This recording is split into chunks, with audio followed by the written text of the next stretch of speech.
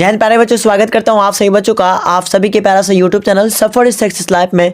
प्यारे बच्चों, आज के इस क्लास में हम लोग क्लास 12 के इंग्लिश के अंतर्गत जो एक्सप्लेनेशन पूछा जाता है उसको हम लोग ट्रिक्स के माध्यम से बहुत ही अच्छी तरीके से समझने वाले हैं। तो वीडियो बहुत ही छोटा होने वाला है, लगभग 5 मिनट का वीडियो है, तो आप लोग वीडियो को अंत तक जरूर देख लीजिएगा, ठीक है।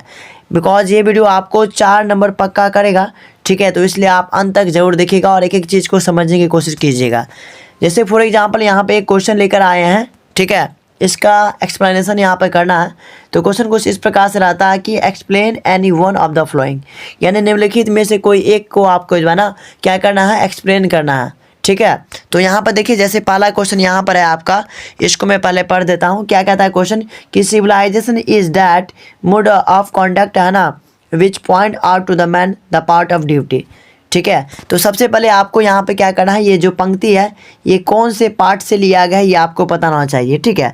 तो ये जो पंक्ति है ये आपका इंडियन सिविलाइजेशन एंड कल्चर से लिया गया है, ठीक है, जिसके राइटर कौन है, तो महात्मा गांधी, ठीक है। तो आइए इसके बारे में हम लोग जो है ना एक्सप्लेनेशन करते हैं, कैसे लिखेंगे इसको मैं आपको बारीकी से समझाने की कोशिश करता हूँ, ठीक है।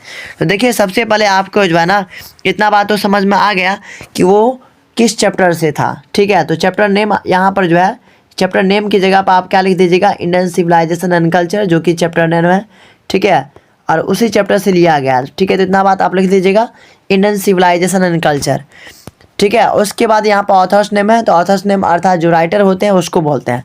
तो किसने लिखा है उसको, तो महात्मा गांधी जी लिखे हैं, तो यहाँ पर लिख दीजिएगा ऑथर्स नेम में आप क्या, महात्मा गांधी, ठीक है। इतना बात आपको यहाँ पर लिख देना है, ठीक है। तो आइए इसको हम लोग पढ़ते हैं।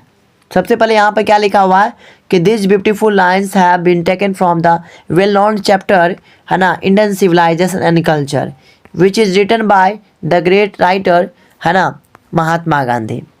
मतलब ये जो पंक्ति है वो जाने पहचाने चैप्टर अर्थात इंडियन सिविलाइजेशन से लिया गया है, जिसको हम जानते भी हैं, पढ़े भी हैं, ठीक है, और जिसके राइटर हैं महात्मा गांधी, ठीक है। इस प्रकार से इस पंक्ति का मतलब हुआ, यानी राइटर को आपको जो कॉपी चेक करने वाला होता है अर्थात जिसको एग्जामिनर बोलते हैं उसको आपको बताना है कि ये चैप्टर हम पढ़ रहे हैं, इस चैप्टर को हम जानते हैं और इस चैप्टर के जो राइटर है वो महात्मा गांधी जी है और चैप्टर का नाम क्या है, तो इंडियन सिविलाइजेशन एंड कल्चर है। इस प्रकार से लिख दीजिएगा, समझ में आ जाएगा उसको कि अच्छा बच्चा को ये नॉलेज है, पता है, ठीक है।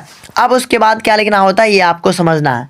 अब पंक्ति के बारे में लिखेगा कि through lines the authors tries to show the main idea of this lesson in a very simple way. This passage reflects the author's deep thinking and his great style of writing. It gives a very important message to all the readers.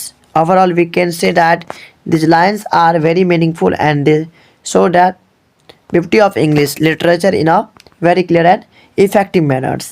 इस प्रकार से आपको लिख देना है। अंत में आपको यहाँ पर जो है ना टोटल वर्ड्स कितना वर्ड में आप इस्तेमाल किए वो लिख देना है। तो कुछ इस प्रकार से आप जो है ना इजीली लिख पाएंगे और आपका जो है ना 4 से जो भी मार्क्स इसमें पूछा जाता है, दो क्वेश्चन आता है अर्थात आपका 8 नंबर का आता है एक्सप्लेनेशन, तो आपका 8 नंबर बिल्कुल परफेक्ट हो जाएगा, ठीक है। तो उम्मीद करता हूँ ये ट्रिक आपको लाजवाब लगा होगा, अच्छा लगा होगा तो कमेंट में ज़रूर बताइएगा। इसी प्रकार के कंटेंट के साथ मैं आता रहूँगा, ठीक है। कमेंट बॉक्स में आप ज़रूर बताइएगा कि अगला टॉपिक आप किस पर चाहते हैं, है ना, लेटर राइटिंग पर कि आपका मैथ्स द फ्लोइंग पर, कौन से टॉपिक पर आप वीडियो चाहते हैं, कमेंट बॉक्स में ज़रूर बता दीजिएगा, ठीक है।